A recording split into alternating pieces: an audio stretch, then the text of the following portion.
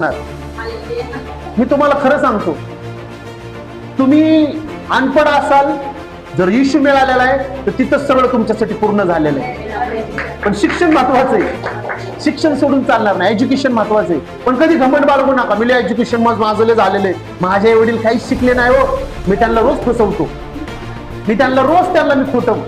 तुम्ही देवाला खोटं बोलताय, तुम्ही देवाला फसवताय.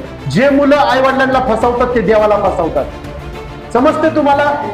जे आई वडिलांना तुच्छ लेखतात ते देवाला तुच्छ लेखतात. Praise the Lord. आई वडिलांचा अपमान करणं तुमच्यासाठी शोभत नाही. बरं ठीक आहे, तुम्ही आई वडिलांचा अपमान करता, एक दिवस येईल तुम्हाला पण मुलं बाळ होणार आहे, त्यावेळेस तुम्ही रडाल.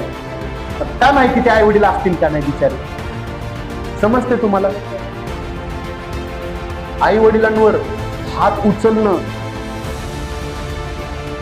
म्हणजे तुम्हाला काय सांगू, हालेलुया, खूप मोठा गुन्हा आहे.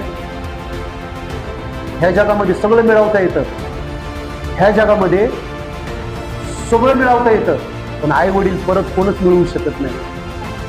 आई वडील हे आशीर्वाद खूप मोठा आहे. समजते? Praise the Lord. आई वडील हा आशीर्वाद देवाने दिलेला खूप मोठा आशीर्वाद आहे. मी माझ्या जीवनामध्ये आजमावलं, तुम्हाला खरं सांगतो, आई वडील नसतील ना तर कुणी पण येतं आणि टपली मारून जातं, पण आई वडील असतील ना तेव्हा आपण त्यांच्या सावलीखाली झाकलेलो असतो.